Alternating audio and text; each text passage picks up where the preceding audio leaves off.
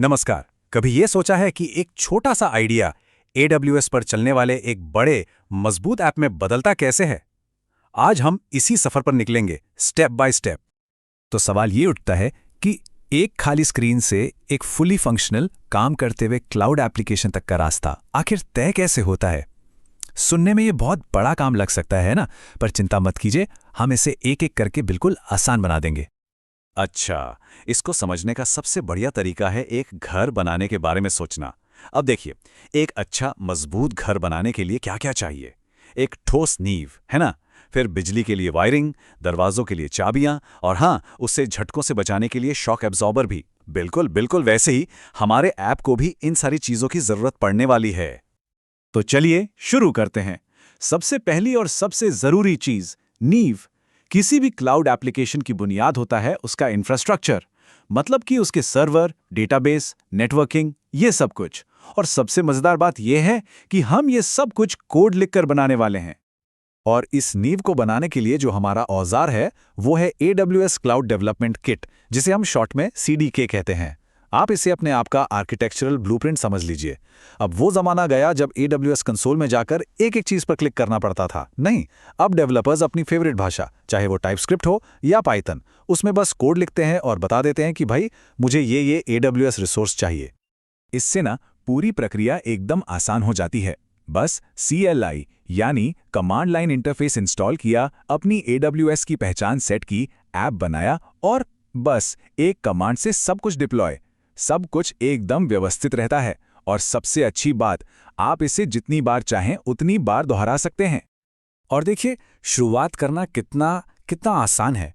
बस ये एक छोटी सी कमांड npm यानी नोड पैकेज मैनेजर का इस्तेमाल करके ये कमांड CDK टूल किट को आपके सिस्टम पर इंस्टॉल कर देगी और बस हो गया काम। अब हम अपना इंफ्रास्ट्रक्चर का ब्लूप्रिंट बनाने के लिए पूरी तरह से तैयार हैं। चलिए, तो नींव तो तैयार हो गई, अब घर में वायरिंग और प्लम्बिंग लगाने का टाइम है, ताकि सारी चीजें आपस में जुड़ें और काम करें। और क्लाउड की दुनिया में ये काम करता है सॉफ्टवेयर डेवलपमेंट किट यानी SDK। तो SDK क्या करता है? ये हमारे एप्लीकेशन के कोड को सीधे सीधे AWS सर्विसेज से बात करने की ताकत देता है। मान लीजिए हम एक IoT एप्लीकेशन बना रहे हैं, तो कोड की बस ये एक लाइन और AWS में एक वर्चुअल डिवाइस, जिसे AWS की भाषा में थिंग कहते हैं, वो बन जाएगा। सोचिए, बस एक लाइन से। और हाँ, सिक्योरिटी, वो तो सबसे जरूरी है ना? तो SDK की मदद से हम उस डिवाइस के लिए एक यूनिक सिक्योरिटी सर्टिफिकेट भी बना सकते हैं, वो भी कोड से। ये एक मुश्किल काम है, पर SDK इसे आसान बना देता है। इससे ये पक्का हो जाता है कि सारा का सारा कम्युनिकेशन एकदम सेफ है। और ये सिर्फ चीजें बनाने तक ही सीमित नहीं है, SDK उनसे इंटरैक्ट करने में भी मदद करता है। जैसे यहाँ हम डिवाइस की शैडो, मतलब उसकी एक वर्चुअल कॉपी को अपडेट कर रहे हैं। मान लीजिए कोई नई सेंसर रीडिंग भेजनी है। यही तो वो असली डायनामिक पावर है जो SDK हमें देता है। और नए SDKs इस्तेमाल करने का एक बहुत बड़ा फायदा है परफॉर्मेंस। जैसे जावास्क्रिप्ट के लिए जो नया V3 SDK है, वो मॉड्यूलर है। मतलब आप सिर्फ वही हिस्से इस्तेमाल करते हैं जिनकी आपको सच में ज़रूरत है।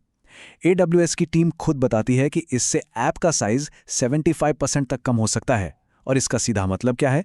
एक तेज फर्राटे से चलने वाला एप्लीकेशन। ठीक है, तो घर की नींव भी है, वायरिंग भी हो गई। लेकिन अब सवाल यह है कि घर के दरवाजे कौन खोलेगा? मतलब हमारा एप्लीकेशन उन सारी सर्विसेज तक पहुंचेगा कैसे जिनकी उसे जरूरत है? इसके लिए चाहिए हमें चाबियां, और टेक की भाषा में ये चाबियां हैं क्रीडेंशियल्स। लेकिन अच्छी बात यह है कि हमें ये चाबियां, मतलब पासवर्ड और सीक्रेट कीज, अपने कोड में लिखने की बिल्कुल भी जरूरत नहीं है। नहीं, AWS SDK एक बहुत ही स्मार्ट तरीका अपनाता है। इसे कहते हैं डिफ़ॉल्ट क्रेडेंशियल प्रोवाइडर चेन। ये ना एक जासूस की तरह खुद ही सुरक्षित जगहों पर जाकर क्रेडेंशियल्स को ढूंढ लेता है। ये SDK एक खास क्रम में एक के बाद एक इन क्रेडेंशियल्स को ढूंढता है। सबसे पहले ये एनवायरनमेंट वेरिएबल्स को चेक करेगा, फिर सिस्टम प्रॉपर्टीज, और ऐसे ही पूरी लिस्ट में नीचे तक जाता है।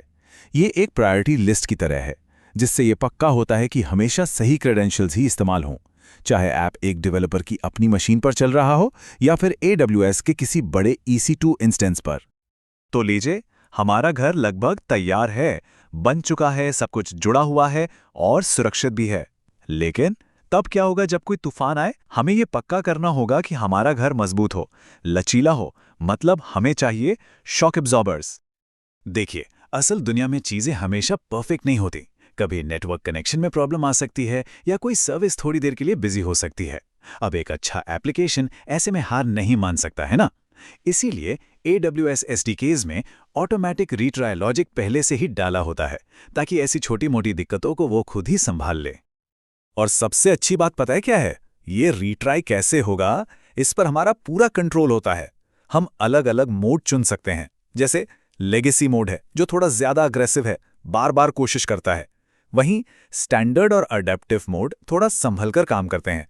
और यहाँ देखिए, डायनामोडीबी जैसी सेवाओं के लिए डिफ़ॉल्ट रीट्राई ज्यादा हैं, क्योंकि उनका डिज़ाइन ही अलग तरह का होता है। तो सबसे ज़रूरी बात यह है कि डेवलपर्स के पास पूरा कंट्रोल होता है। क्या एक एप्लीकेशन को जल्दी से जवाब देना चाहिए, भले ही वो एक फेलियर का जवाब हो, या फिर उसे लगातार कोशिश करते रहना चाहिए जब तक कि काम हो ना जाए। एसडीके हमें अपनी ज़रूरत के हिसाब से इस चीज़ को सेट करने की पूरी आज़ादी देता है। तो ये थी पूरी यात्रा। हमने सीडीके के ब्लूप्रिंट से नींव रखी, एसडीके से उसकी वायरिंग की, क्रेडेंशियल चेन से उसे सुरक्षित किया और रीट्राई मोड से उसे हर मुश्किल के लिए तैयार किया। अब जब यह मजबूत घर बन चुका है, तो सवाल यह है कि इसके साथ आगे क्या कमाल की चीज़ें बनाई जाएंगी।